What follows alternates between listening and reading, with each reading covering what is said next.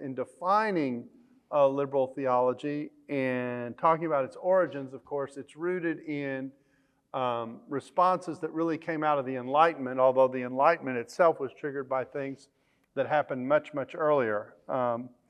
And the reason that's important is because one of the points that I'm going to be making is there was a shift with the Enlightenment from revelation to reason, which everybody talks about. Even the building of morality around Kant and the shift to making the argument for morality from a place rooted in reason as opposed to revelation. That shift is something that's still with us, and it's going to undergird much of the conversation that we will be having. So to talk about the origins of the Enlightenment and the nature of liberal theology, I want to cite Gary Dorian. Now I want to tell you who he is before I cite him. He is the Reinhold Niebuhr Professor of Ethics and Philosophy of Religion at Union Seminary in New York. He also is Professor of Philosophy of Religion at Columbia University, which is also in New York City. Union Seminary in New York, for those of you who don't know, is probably one of the most well-known liberal seminaries in the United States. And so he wrote an article back in 2009 entitled "The Crisis and Necessity of Liberal Theology." So he was making the case for being a liberal theologian. And he attributes the origins of liberal theology to a variety of sources. The first is, and this is where I started, with Immanuel Kant and the moral claims of practical reason. This is where reason moves in to replace revelation as the central arbiter, if I can put it that way, for theological reflection. Second was Hegel. The third source was Schleiermacher, which moved religion in the direction of religious feeling. And then last was Ritschl, who looked for a socio-historical background with a distinct ethical religious character. And then there were biblical scholars. In fact, when I've helped write an apologetics master's program at our seminary, and we talk about three buckets, three topic areas that dominate the discussion of the defense of the faith or apologetics. One is a philosophical bucket that deals with issues like, does God exist, theodicy, those reality of miracles, those kinds of questions, those big generic questions, if you will. The second is what I call the biblical studies bucket. That is particulars related to the Bible, its formation, its presentation of itself, its genre, its historical nature, etc. And that subdivides into Old Testament issues and New Testament issues. And then the third bucket is what we call contemporary issues, taking those first two buckets, if you will, and asking how they contribute to current discussions in the public space. So Christianity is impacted by any three of those sets of topics.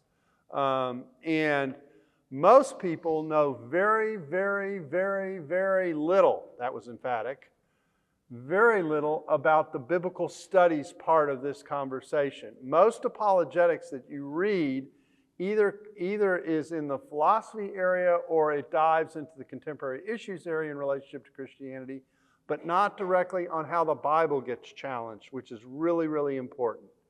Because the whole point and rationale for having reason replace revelation is to bring doubt on the content of revelation. If you bring doubt on the content of revelation, then the question is, then where do you go?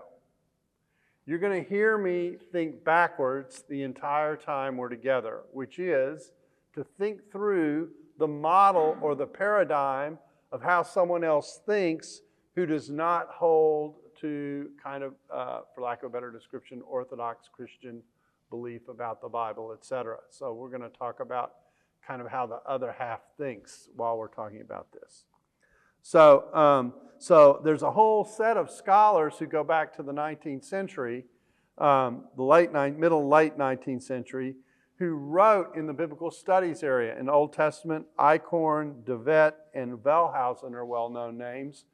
In New Testament, it crosses over to Richardson or Bultmann, figures they're usually, I hate to say this because we have some Germans in the room, they're usually dead white German professors, okay? So where much of this challenge comes from. So let me give you the 7 planks that Dorian mentions as his description of what liberal theology is. The first plank is espousing the right to academic freedom. Now that may sound like a strange place to begin, but as many of you may know, many universities were originally founded on the premise, at least in the West, of having some kind of Christian roots. This was true of Harvard and Yale in the United States. It was true of Oxford in the UK. The university was originally a seat of being a place of furthering Christian knowledge and Christian understanding. Then with the Enlightenment, with the shift of the Enlightenment, universities shifted to become research and knowledge oriented, often with Enlightenment kinds of principles. And so and to free themselves from what they viewed as the dogmatism of the church, to free themselves from the authority of the church. So academic freedom and espousing the right to academic freedom, as opposed to, say, dogmatics, is the first plank that Dorian mentions. The second is, I'm going to go through these 7 and then we'll stop and talk. The second one is navigating a third way between orthodox overbelief, these are his terms, and atheistic disbelief. Okay, so it's always good to put yourself in the middle with people on different poles.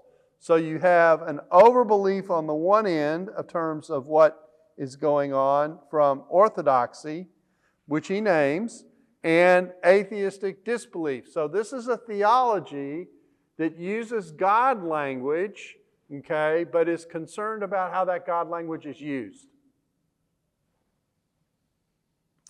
Third, the acceptance of biblical criticism. This is the biblical studies bucket that we're talking about, and the way in which biblical criticism has challenged at least the historic understanding of what the Bible is and the way that it works. That's an important piece in this total picture. Fourth is allowing science to explain the physical world. So you don't have to think very hard to know what's behind that plank, and that is the discussion that has emerged, and most of these are 19th century issues, the discussion that emerged between evolution and creation. So the fourth one was allowing science to explain the physical world. As I go through these, I suspect there's a part of you that goes, well, some of that's not necessarily so bad. So save that thought. We're going to come back to it. Fifth, looking beyond the church for answers. That there are answers to our problems that come from outside the church. Sixth, seeking to be relevant to the modern world. Seeking to be relevant to the modern world. Bultmann made a very famous statement in the early 20th century, basically saying that you can't believe the Bible and believe in the electric light bulb. There was a contrast between what we now understand as modern people and the way ancients thought. That was part of what was behind that remark. And so being relevant to the modern world means bringing modern answers to modern problems, basically and how are you going to adjudicate that? Okay, I've already talked about the contrast between revelation and reason as a way to get there. So he named 6, and then he said, and there's an added one. There's one that comes with it. He didn't name it in the original list, but he said it's become a part of the conversation, and you'll recognize it as soon as I say it. Then later, in some contexts, liberal theology acquired a 7th plank. I'm going to talk a lot about this, which was the social justice activism of the social gospel, sometimes called Christian socialism in Europe, but on the American front, known as the social gospel movement. So it is the movement into public space with theology with a certain set of concerns about the structure of society at work as that discussion proceeds. So I'll go through the list again, and then I'll read a summary that he gives of this. Espousing the right to academic freedom, navigating a third way between orthodox overbelief and atheistic disbelief. I keep wanting to put ascetic, but it's atheistic disbelief. Accepting biblical criticism, allowing science to explain the physical world, looking beyond the church for answers, seeking to be relevant to the modern world, and then later in some contexts, the plank of the social gospel, sometimes called Christian socialism in Europe, and in America known as the social gospel movement, which was really popular from the change, emerged from the change of the end of the 19th century to the beginning of the 20th century. Liberation theology is a sub-element of social gospel concerns. Okay? All right, so here is his summary when he puts this all. Liberal theology conceives the meaning of Christianity in light of modern knowledge and ethical values. Okay, remember I told you the move from the ancient to the modern is important here. And in another place he says, quote, "It is a theology based on reason and experience, not external authority." Okay, when you hear external authority, think the Bible. Or think of the Bible and the church together, which offers a third way between orthodox authority religion and secular disbelief. So it consciously places itself in contrast to two other options, okay, what we might call orthodox and even conservative theology, if you want to think about it that way, since we've got the term liberal in here, and secular disbelief. So they want to speak about God, or they want to speak theologically, but they want to do it detached, at least to some degree, or at least reformulating the way in which Revelation speaks to that space. Now, the moment you hear a summary that says, we conceive of the meaning of Christianity in light of modern knowledge and ethical values, or theology based on reason and experience, the Enlightenment roots of liberal theology become clear. It's that combination. It's Kant plus Schleiermacher, if you want to think about it that way. Now, here's my summary and how it contrasts to orthodoxy, and then we'll stop and talk. It is a claim for ethics that has a Christian flavor without the theology underneath it. Much less a conviction about Scripture as divine. It is a turn toward man at the expense of hearing God. It is ethics without the cross. It is Jesus as an example, not as a Savior. Okay? So that's my boil down, and that summary is not an endorsement of liberal theology. Okay? So, but those are the elements. So what makes it hard is, culturally, is it sounds and even smells a little bit like Christian. But it's not rooted in the source of Christian theology, which is the revelation of God, or at least to the extent that it's rooted in the revelation of God, it also has roots elsewhere that make the revelation of God secondary to the concerns that drive oftentimes modern people. I will say that some of this needs nuancing. Some of the values of liberal theology, conservatives, I think, also could or should share, depending on how they're defined. That's possible.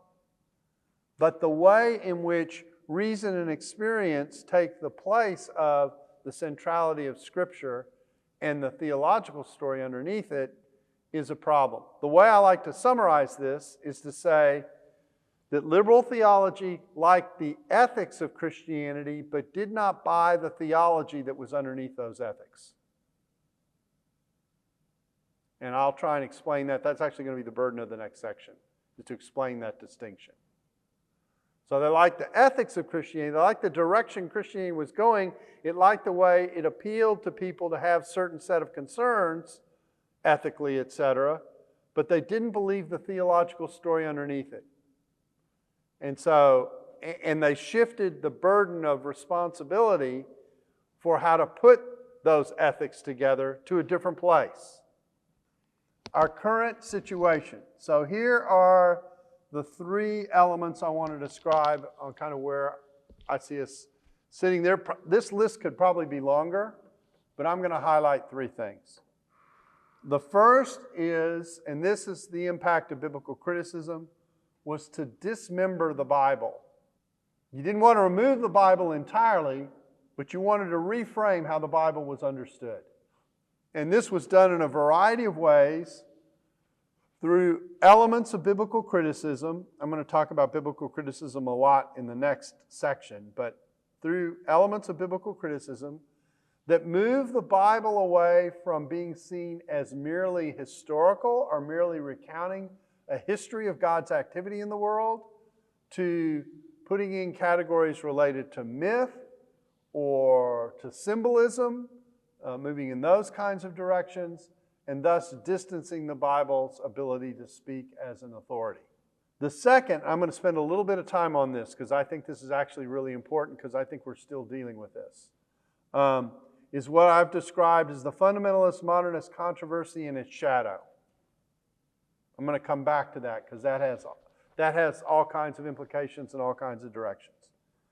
And then the third is what I'm calling, and this is why liberation theology question was important, the turn to issues of power and oppression. That where liberal theology went as a result of its ethical thrust and its ethical concerns was to begin to examine issues of power and oppression. Some of which are not out of line with some of the issues that the Bible raises. One of the points that I'm trying to make here is there was an ethical concern that drove liberalism alongside the theological concern that caused it to try and distance itself from the Bible. So that relationship is something I kind of want to keep on our radar as we talk about this. So let me develop the fundamentalist-modernist shadow picture and controversy. And I want you to see a dynamic that got created that we still cope with. So in the beginning, okay, Genesis 1:1 and John 1:1. In the beginning, Christianity was seen as a holistic religion. Okay? The idea was that Christianity was designed to speak into and be about every kind of public space. We had the Creator God working in His creation, creating people who are made in His image, and we were supposed to be concerned with the totality of existence. Christian theology was supposed to be concerned with the totality of existence.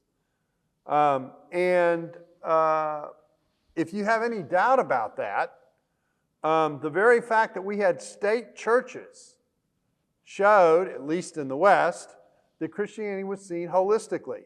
Another variation of that is the idea of the abolition movement, which said Christianity can speak into the issues tied to slavery and that kind of, and the abuse of people, which is where the abolitionist movement came from.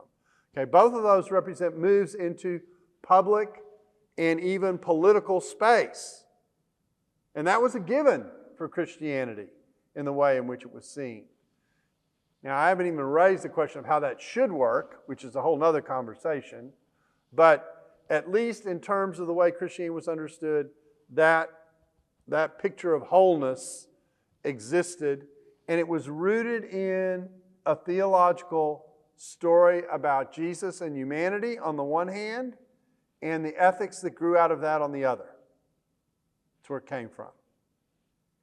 A full theology proper, a full Christology, anthropology that recognized why man needed God, etc. Liberalism came along, as I've defined it, and as it's been defined by one of its major ethicists, and in the middle of the 19th century, although the roots of it go back to the 18th century, in the middle of the 19th century, they created a split. They said, and I've already said this, they said, we like the ethics of Christianity, but we don't buy the history of the theological story underneath it. Okay? They wanted to pick and choose from the theological story, but they liked the ethics of where Christianity was going. And they created what we could call, paraphrasing another book title that's based on about something else, they created the Great Divorce. What God had joined and had put together got split up into two pieces. With liberalism saying, we're going here on the ethical side, but don't ask us to defend the details of the theological story that comes with it. And they divided the two. Now here's where the problem came. Conservatives looked at that division, bought it, and said, oh, we like that, but we're the other way around. We like the theological story that's underneath the Bible, and everything over here has nothing to do with Christianity. So both sides bought the Great Divorce. And here's my point, and each side made an error. Now, we could talk about which error is worse, but each side made an error. And so the problem was, the minute you walked into public space with ethics, etc. involved, the conservative church said, well, that's part of the split that we don't believe in. That's a denial of the Bible, so we're not going there. And we're not going to wrestle with those kinds of questions. We're going to stay on what I call the gospel as opposed to the social gospel. Or the gospel as opposed to Christian socialism. We're not going to go there. And of course, the liberals had already said, well, we've got a problem with this story over here. So, so anytime anything moved into public space with regard to certain kinds of ethical sets of concerns that felt liberal, okay, conservatives went, well, that comes with the denial of the Bible, we're not going there. And it created a wall of division that is still with us today.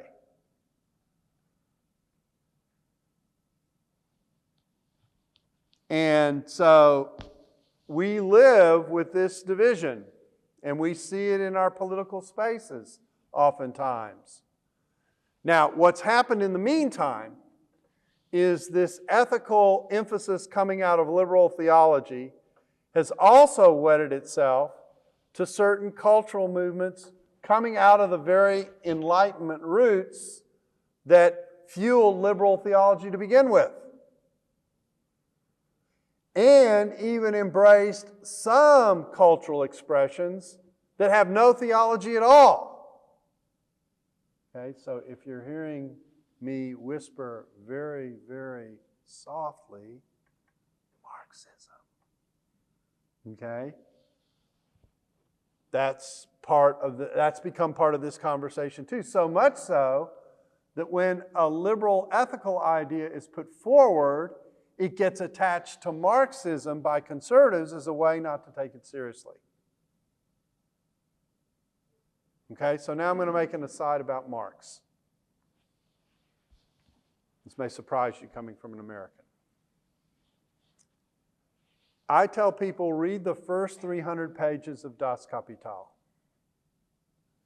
If you read the first 300 pages of Das Kapital, where Marx is analyzing the dynamics of what was going on in business when he was writing, and the advantage that was taken of workers by the people who owned the businesses of the time, and you read that, and then you think about our own laws today, what you will see is many of the things that he was complaining about that were unjust and taking advantage of people, we have written laws against today. And this raises an observation that I want to make, which is, sometimes, whether you are liberal or conservative and you're in public space, and you're analyzing the dynamics of why we are where we are, the analysis of what is going on is pretty good. The problem is the solution that is posed to fix it, or some of the rationale for explaining the dynamics may be flawed, even though the dynamics themselves are pretty well articulated and raise genuine needs at an ethical level and a societal level. What that means is that, and this is the point of the day. The point of the day is getting ready to come out.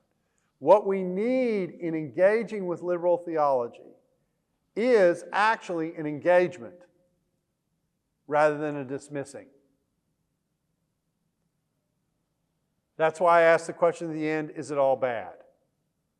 Now, how it gets addressed and how it gets engaged is an important part of the conversation, and we're coming to that. But that there are things that are pointed out by people who work outside of conservative Christian circles that talk about what's going on in our world and the dynamics of what created it and how we got here, etc. Some of that analysis is of value and needs to be taken seriously. The problem comes with the solution, and I will try and zero in on that as we get further along.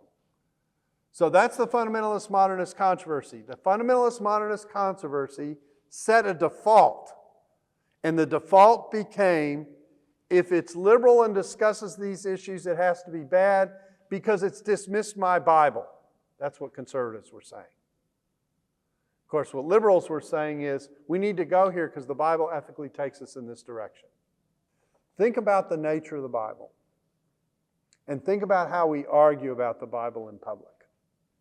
What we will say to people is, it's true because it's in the Bible. Okay? Now, pause and think for a second, not about where you're coming from, but where the person listening to you is coming from. Let's assume that they are a statistic that in the United States is called the none, N-O-N-E. Okay? The none, which means they have no religious affiliation or conviction. Okay? They don't think religiously at all. They do not have that, they don't have or process with that category.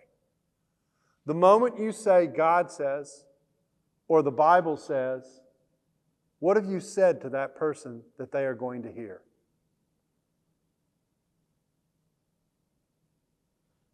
The silence in the room is the answer. You've said nothing that they will process. So let's think about the nature of the Bible for a second. Why does the Bible say what it says? It doesn't say what it says because the Bible makes it true. It says what it says because it is a disclosure of the way God has designed the world. Okay? It's not true because it's in the Bible. It's in the Bible because it's true. Okay? That puts a burden on the church. The burden that puts on the church is we have to be able to articulate why it is that God would say this and put it in the Bible. And the argument would be, he put it in the Bible because this is an authentic expression of the way we were created to be. Okay? And you make the appeal in some ways at that level. And what that does, that actually honors what the Bible is. The Bible is a revelation. It is a disclosure. It doesn't make things true. Okay? It articulates what is true.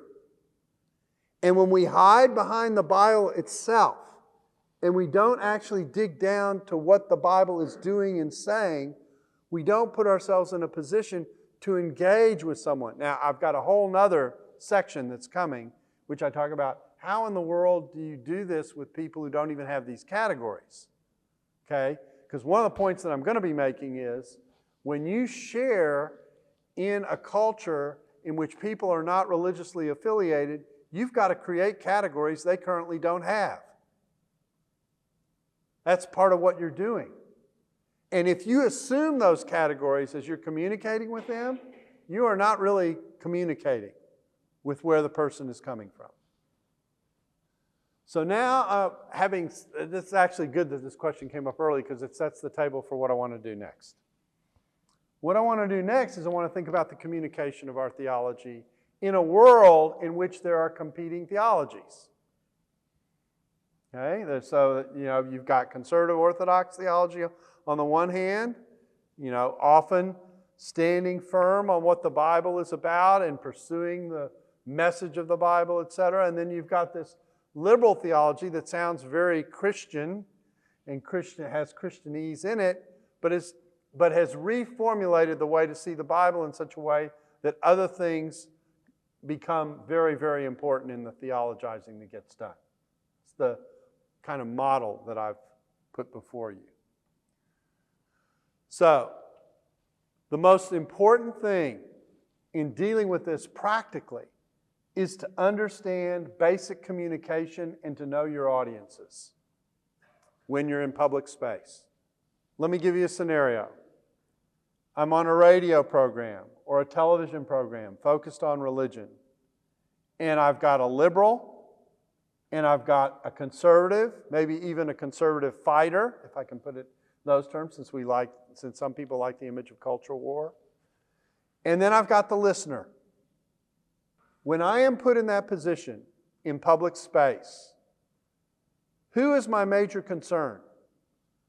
The liberal that I'm debating or the listener who's listening to both of us? Mm-hmm. Okay, so the listener is there, and the listener is there listening to the two of us. And the listener is assessing the two of us, says, which presentation or which person or which view am I going to be drawn towards? The likelihood of my getting a conversion out of the liberal who's sitting across from me in that scenario is low. The opportunity for me to convince as many listeners, and there are many of them. This is one of the problems when you've got multiple audiences in the same venue. We have different needs, okay? The opportunity for me to motivate the listener by not only what I say, but how I say it, and how I am communicating in contrast to the other person who's advocating what they're advocating for. To me, that's the moment. And to me, the priority is the listener. Because the chances of my moving the person who's posed against me, which is the way the media works, okay, isn't great, but my chances of persuading listeners could be very good, depending on how it goes. So this is an important part of the consideration. Sometimes I think when we get in public space and we're dealing with liberal theology, we so focus on trying to be persuasive in the debate with the liberal, we forget the person listening to both of us.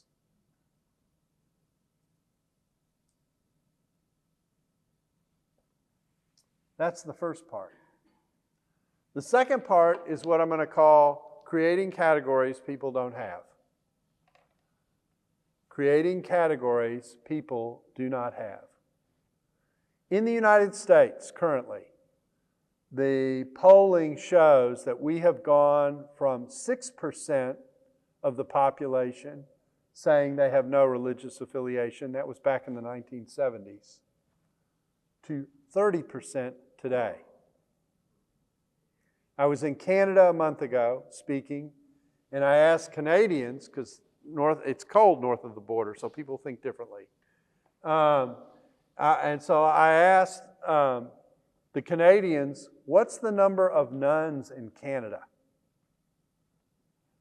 The number I got was 60%. Now, think about this for a second. It's not surprising once that number goes up, because the people who are nuns today in the United States have, at least a significant portion of them, some church and theological background in their roots. But the generation that set of parents raises, who are nuns, will not have that, the next generation. They won't have that as part of their background. Okay? So the question is, how do I speak to someone who doesn't have a theological bone in their body about theology? So what I say to my students is, when you are sharing Christian theology with people, you are actually in the business of creating categories people currently don't have.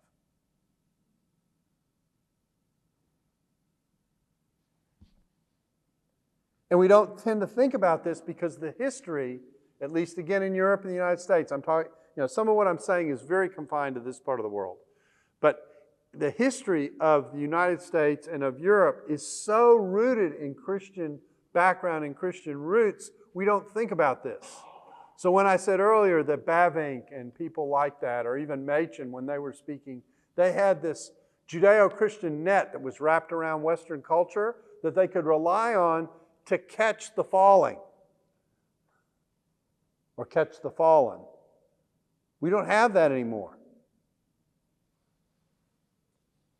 So that means we have to think about how we communicate in this kind of space. So here are 4 questions. Now I call this the story of the nuns. Okay? Here are 4 questions that the gospel assumes that modern people do not.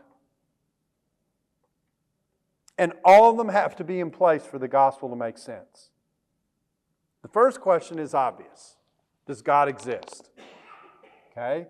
If a person says they have no religious inclination whatsoever, they may have spiritual or personal inclinations, but they may not have any sense of there being a divine figure out there to whom they're accountable. Does God exist? And I haven't even asked the second question that comes after this, which is, and if God does exist, then what kind of a God is He? Or if the spiritual exists, what kind of spirituality exists beyond that which we can handle with our material 5 senses? That's the first question. Without that question, the second question becomes a problem. Because the moment you say God says, or the Bible says, what have you said to a person who doesn't believe that there's a God, or a person who doesn't believe there's a revelation?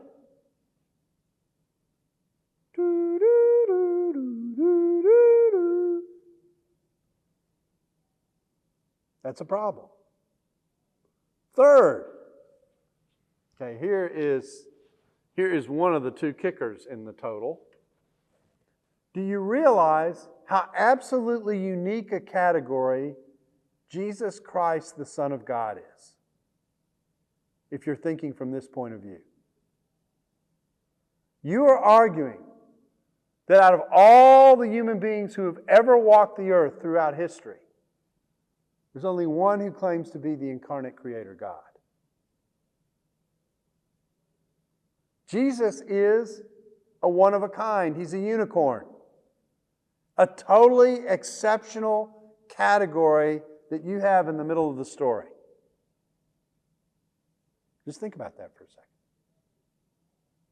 Then the last one, second kicker, is this. You're accountable to this Creator God whether you recognize it or not. You are accountable to this Creator God whether you recognize it or not. Now, the offer of the gospel assumes the answer to all 4 of those core questions, even though we only touch barely on one of them. That is who Jesus Christ is. So you're in the business of helping people think about the way to see the world that they currently may not even have categories for.